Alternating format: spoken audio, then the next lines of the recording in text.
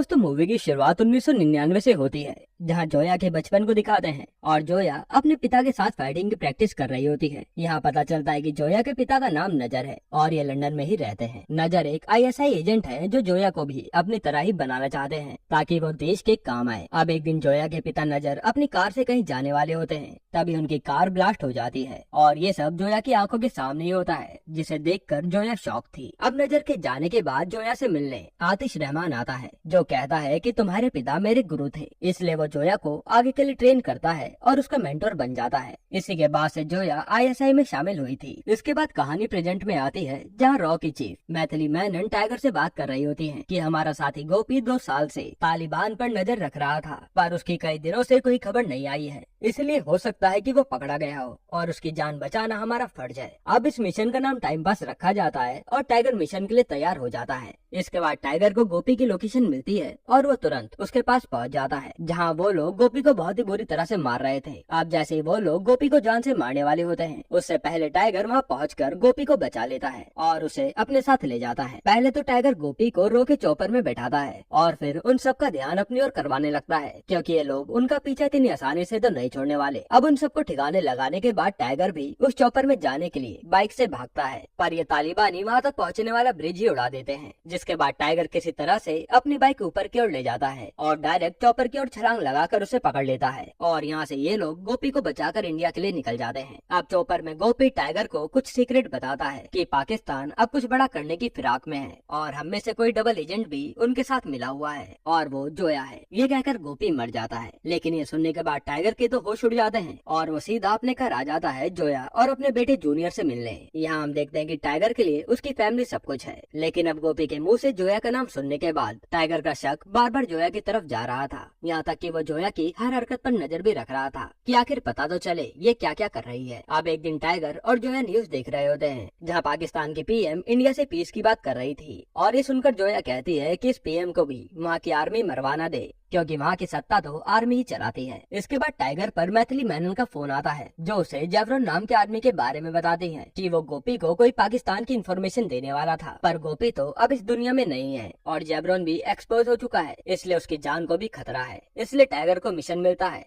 कि उसे जेबरॉन को बचाना है और वो सीक्रेट इन्फॉर्मेशन पता करनी है। उसके बाद टाइगर जेबरॉन के पास अपना पूरा हुलिया बदल कर पहुंच जाता है। वहाँ टाइगर देखता है कि जेबरॉन को मारने के लिए तो कई सारे लोग लगे हैं और वो जेबरॉन को हर किसी से बचाने लगता है। उसी समय वहाँ पर एक बाइक से बंदा आता है और आते ही गोलियां चलाने लगता है, पर टाइगर कहाँ चुप बैठने वाला, वो उस आदमी की ही बाइक पलट देता है और तभी हेलमेट हटता है और हम देखते हैं कि ये तो जोया है और उसे देखकर टाइगर भी हैरान था कि ये यहाँ कैसे आई, पर जोया टाइगर को नहीं पहचान पाती क्योंकि टाइगर ने तो अपना हुलिया बदला हुआ था। अब टाइगर पहले तो जाकर जेबरॉन को सेव करता है और फिर वो जोया के पीछे जाता है, जहाँ इन दोनों की लड़ाई होती है और टाइगर जोया को पकड़ लेता है और उससे कहता है कि हाँ, मरता हुआ आदमी सच ही कहता है। ये कहने के बाद टाइगर अपना फेस दिखाता है और तभी पीछे से कोई टाइगर को मारकर बेहोश कर देता है। अब जब टाइगर की आंखें खुलती हैं, तो वो अपने आप को बंधा हुआ पाता है और उसके सामने स्क्रीन पर आतिश रहमान आता है। टाइगर उसे देखते ही कहता है कि तू अभी तक जिंदा है, यानी ये दोनों एक दूसरे को पहले से जानते हैं। वहाँ हम देखते हैं कि उसके चंगुल में जोया और जूनियर बैठे हैं, जिन्हें देखकर टाइगर आतिश पर भड़कने लगता है। तब आतिश उसे 12 साल पहले की कहानी सुनाता है और हम फ्लैशबैक में देखते हैं कि उस टाइम पर इंडिया और पाकिस्तान का एक पीस समिट होने वाला था ताकि दोनों देशों के बीच शांति रह पाए, लेकिन आतिश इस समिट के लिए बिल्कुल भी खुश नहीं था, क्योंकि उसका मानना था कि इंडिया से हाथ मिलाना उसके सामने घुटने टेकना है और वो जोया से कहकर इंडिया के आर्मी जनरल को मरवाना चाहता था ताकि ये समिट न हो पाए। पर ये सुनकर जोया कहती है कि मैं तुम्हारी एजेंट नहीं बल्कि पाकिस्तान की एजेंट हूँ, इसलिए मैं ऐसा कुछ भी नहीं करने वाली जिससे पाकिस्तान पर आंच आए। ये सुनते ही आतिश अपने आदमियों से जोया को पकड़वा देता है, क्योंकि जोया उसके इस मिशन के बीच खतरा बन सकती है और आतिश का ये काम उसकी प्रेग्नेंट बीवी शाइना करने के लिए कहती है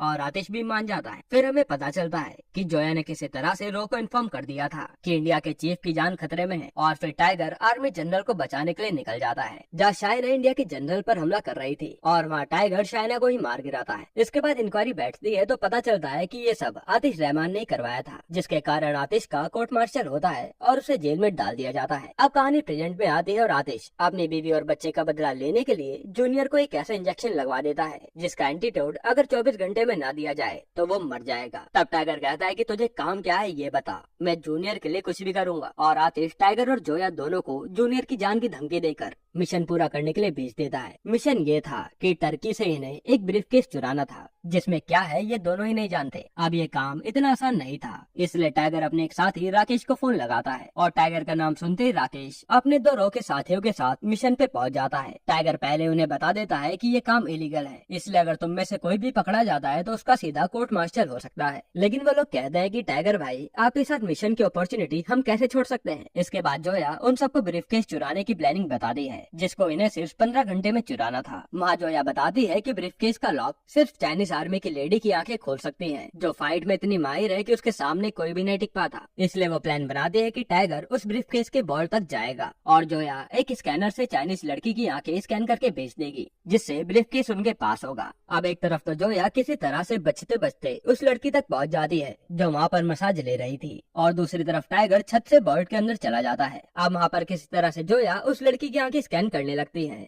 लेकिन इन दोनों के बीच भयंकर लड़ाई शुरू हो जाती है, जहाँ पहले तो वो लड़की जोया पर खूब भारी पड़ रही थी, पर अंत में जोया उसे मार गिराती है। और इधर टाइगर भी सिक्योरिटी को मारकर बोर्ड के पास आंख के स्कैनर का इंतजार ही कर रहा था। अब जैसे जोया स्कैनर बेचती है, टाइगर उसे अनलॉक करके ब्रीफकेस निकाल लेता है। फिर जैसे ही वहाँ पर सायरन बजकर आर्मी वाले आते हैं तो टाइगर वहाँ पर धमाका करके वहाँ से भाग निकलता है। इसके बाद टाइगर को लगता है कि ये मिशन तो पूरा हुआ, पर किसी ने तो वहाँ की पुलिस को पहले इन्फॉर्म कर दिया था और सारे पुलिस वाले अब टाइगर के पीछे लग जाते हैं। तब टाइगर एक जगह पर अपने साथी करण को ब्रीफकेस देकर उतार देता है कि इसे जोया तक ले जाओ, और वो जाकर उन पुलिस वालों को भटकाने लगता है। लेकिन फिर भी उसे चारों तरफ से पुलिस वाले घेर लेते हैं और टाइगर भी चुपचाप सरेंडर कर देता है। इधर जोया उस ब्रीफकेस को लेने के बाद सीधा आतिश के पास जाती है और पूछती है कि इसमें क्या था जो इतना बवाल हुआ। तो वहाँ पता चलता है कि चाइना ने पाकिस्तान को कुछ मिसाइल्स दी थी, जिसका कोड इसी में है, और आतिश का प्लान था कि पाकिस्तान इस चीज के लिए हिंदुस्तान को गुनहगार मानेगा और फिर दोनों देशों के बीच मामला गर्म हो जाएगा। ये सुनकर जोया के होश उड़ जाते हैं कि उन्होंने ये क्या कर दिया। हालांकि जोया का जूनियर तो अब सेफ था। जिसके बाद अब टाइगर को पाकिस्तान के हवाले कर दिया जाता है, और यहाँ तक कि इंडिया की सरकार ने भी कह दिया था कि आप लोग टाइगर के साथ जो चाहो कर सकते हो। अब पाकिस्तान में आने के बाद टाइगर को वो लोग खूब टॉर्चर करते हैं और वहाँ टाइगर किसी तरह से एक डिवाइस अपने हाथ में छुपा लेता है। इधर इंडिया में मैथिली मेनन राकेश और उसके साथियों से पूछताछ कर रही थी कि टाइगर तो पकड़ा गया, अब तुम भी जेल जा सकते हो। इसलिए मैथिली उनसे वो कोड वापस लाने के लिए कहती है। इसके बाद यहाँ जेल में टाइगर से मिलने आतिश आता है, जो बताता है कि पुलिस को मैंने ही बताया था ताकि तू पकड़ा जाए, बाकी वो कोड तो मेरे पास पहुँच गए हैं और तेरा जूनियर और जोया सेफ है। अब दोस्तों यहाँ पर पता चलता है कि आतिश से यहाँ के आर्मी चीफ मिले हुए हैं और आतिश टाइगर को कहता है कि अब तुम्हें कल ही फांसी दे दी जाएगी, बस यहाँ थोड़ा सा और इंतजार करो। इसके बाद टाइगर वहाँ पर चुराई हुई डिवाइस से कोई जुगाड़ करके ब्लास्ट कर देता है और वहाँ से आर्मी वालों को मारकर भागने लगता है। लेकिन वो जाए तो जाए कहाँ, नीचे तो गहरी खाई थी। जिसके बाद उसे आर्मी वाले दोबारा घेर लेते हैं और तभी वहाँ पर पठान की एंट्री होती है। पठान के आते टाइगर और पठान दोनों मिलकर पाकिस्तानी आर्मी को मजा चखा देते हैं और वहाँ से भाग निकलते हैं, पर ये आर्मी वाले उनका पीछा नहीं छोड़ते और फिर एक पुल पर इन सब की धमाकेदार फाइट होती है और पठान और टाइगर सारी पाकिस्तानी आर्मी को मार गिराते हैं। इसके बाद टाइगर तो बचकर पाकिस्तान की ओर निकल जाता है और पठान वापस इंडिया, क्योंकि टाइगर को आतिश रहमान की प्लानिंग समझ आ गई थी। फिर टाइगर इस्लामाबाद में हसन नाम के लड़के से मिलता है, जिसके बारे में पता चलता है कि ये तो वही लड़का है जिसे टाइगर ने एक द टाइगर मूवी में बॉम्ब से बचाया था, और टाइगर और जोया दोनों हसन की पढ़ाई का खर्चा उठा रहे थे। अब हसन जो बड़ा होकर हैकर बन चुका है, वो टाइगर की बात जोया से करवाता है और वह टाइगर देखता है कि जोया के साथ राकेश और उसके दोनों साथी तो है ही, बाकी 2 ISI के एजेंट भी हैं जो कि जोया का साथ ही दे रहे थे। वह टाइगर उन्हें बताता है कि आतिश रहमान बहुत बड़ी प्लानिंग कर रहा है, वो सरकार का पूरा तख्ता पलट ही करना चाहता है ताकि वो वहाँ का PM बन पाए। ये सुनने के बाद सब लोग समझ जाते हैं कि अगर आतिश पाकिस्तानी गद्दी पर बैठा तो वॉर होने से कोई नहीं रोक सकता। तब टाइगर कहता है कि कल 14 अगस्त है, यानी पाकिस्तान का आजादी का दिन, और उसी दिन PM को वहाँ का आर्मी चीफ मार देगा, जिसकी जगह फिर आतिश रहमान लेगा। इसलिए हमें किसी भी हाल में PM को बचाना है। अब इसके बाद ये लोग अपनी नई ID बनाते हैं और अगले दिन PM हाउस में बावर्ची बनकर चले जाते हैं। अब ये सब अपनी अपनी पोजीशन लेकर खड़े होते हैं। तब वहाँ पर टाइगर सीधा PM से जाकर मिलता है और उन्हें सब कुछ बताता है कि आपको मारकर आतिश रहमान गद्दी पर बैठना चाहता है। पहले तो PM को विश्वास नहीं होता, पर जैसे ही उन्हें गोली की आवाज आती है वो मान जाती हैं। असल में उसी समय वहाँ पर आर्मी चीफ भी आ चुका था पीएम को मारने के लिए। अब टाइगर वहाँ पीएम को बचाता हुआ बंकर में जोया और अपने एक साथी के साथ भेज देता है, लेकिन रास्ते में आर्मी वाले उन्हें घेर लेते हैं। तब जोया और उसका साथी वहाँ पीएम को बचाते हैं और सभी को मारने लगते हैं। इधर हम राकेश और करण को देखते हैं जिन्हें आर्मी वाले पकड़ने वाले थे। तभी वहाँ पर टाइगर आकर उन्हें बचा लेता है और धमाके में सबको मार गिराता है। पर धमाका होने के कारण वहाँ पर न्यूज वाले भी पहुँच जाते हैं और ये न्यूज अब पूरे देश और इंडिया में चलने लगती है कि पीएम हाउस खतरे में है। अंदर हम देखते हैं कि जोया और उसके साथियों ने मिलकर आर्मी चीफ को भी अपने कब्जे में कर लिया था। जिसके बाद अब आतिश रहमान भी पीएम हाउस की छत पर पहुंच जाता है, क्योंकि उसे तो आज ही के दिन भाषण देकर पीएम की गद्दी पर बैठना था। तभी उसे जैसे ही करण मारने आता है तो आतिश रहमान उसे और उसके साथी को पकड़ लेता है। इसके बाद हमें पता चलता है कि जो दो एजेंट जोया से मिले हुए थे उसमें से एक तो आतिश का ही आदमी था जो पल पल की खबर आतिश को दे रहा था। अब टाइगर नीचे उस आर्मी चीफ को पीएम हाउस से बाहर जाकर मीडिया को सच बताने के लिए कहता है, वरना टाइगर उसे जान से मार देगा। और डर के मारे आर्मी चीफ भी सच बताने के लिए मीडिया के पास जाने लगता है, लेकिन तभी रास्ते में उसे एक गोली लगती है और टाइगर सोचने लगता है कि आखिर उसे मारा किसने। और हम देखते हैं कि उसे तो आतिश रहमान ने ही मारा था, क्योंकि अब आतिश का प्लान था कि वो पीएम को तो मार देगा और सारा इल्जाम टाइगर पर आएगा, जिसके कारण इंडिया की पाकिस्तान से दुश्मनी और भी पक्की हो जाएगी और इससे पाकिस्तान का पीएम बनने में आतिश को और भी ज्यादा आसानी होगी। अब चीफ के मरने के बाद पूरे देश में न्यूज चलने लगती है कि पीएम हाउस में बहुत ज्यादा गड़बड़ चल रही है। तभी आतिश रहमान लाइव आता है और बताता है कि हमारी पीएम साहिबा अभी भी टाइगर के चंगुल में है और वो टाइगर पर ही इल्जाम लगा देता है कि उसने ही आर्मी चीफ को सबके सामने मारा है और कहीं अब वो पीएम साहिबा को भी ना मार दे। इसलिए आतिश कहता है कि आज मैं पाकिस्तान के लिए उस टाइगर को मार दूंगा। इसके बाद आतिश करण को बड़ी बेरहमी से मार देता है और सीधा पीएम की जान के लिए निकल जाता है। आप थोड़ी देर में आतिश की आर्मी टाइगर और जोया को घेर लेती है, क्योंकि आतिश के निशाने पर हसन था। तभी वहाँ पर हसन बम से पूरी आर्मी को उड़ा देता है, जिसमें वो भी मारा जाता है। इसके बाद आतिश टाइगर को पकड़कर पीएम के पास बंकर में ले जा रहा होता है, क्योंकि वो जानता था कि वहाँ पर पीएम मौजूद है। और जैसे वो लोग बंकर में पहुँचते हैं तो वहाँ पर कोई भी नहीं होता। तब पता चलता है कि टाइगर ने जोया को पहले ही पीएम को बंकर से बाहर निकालने के लिए भेज दिया था। असल में टाइगर का प्लान था कि आतिश और उसकी आर्मी को टाइगर बंकर में संभालेगा और जोया पीएम को लाइव भेजकर सब कुछ दुनिया को बता देगी। और होता भी ऐसा ही है। जोया टेलीकास्ट करके पीएम को लाइव लाती है और पीएम सब कुछ बता देती है कि आतिश के कारण ही ये सब हुआ है। और वो कहती है कि टाइगर और उसके साथियों ने तो मेरी जान बचाई है। फिर टाइगर यहाँ आतिश की आर्मी को तो मार देता है और फिर दोनों में भयंकर लड़ाई होती है,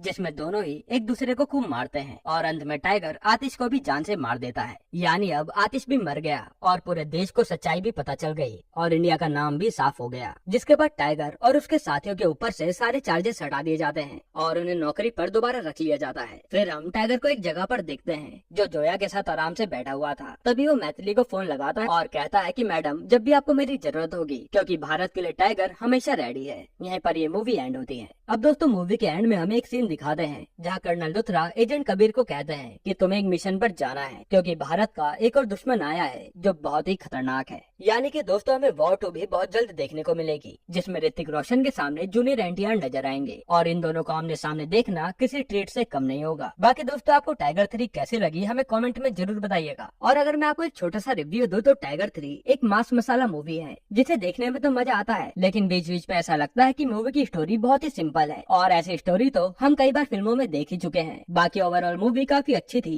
और पठान का कैमियो भी बहुत ही जबरदस्त था। अब दोस्तों आपको अगला एक्सप्लेनेशन कौन सी मूवी पर चाहिए हमें कमेंट में जरूर बताना और अगर आपको हाल ही में आई मूवीज के अंदर देखनी है तो ये वीडियो देख लीजिए।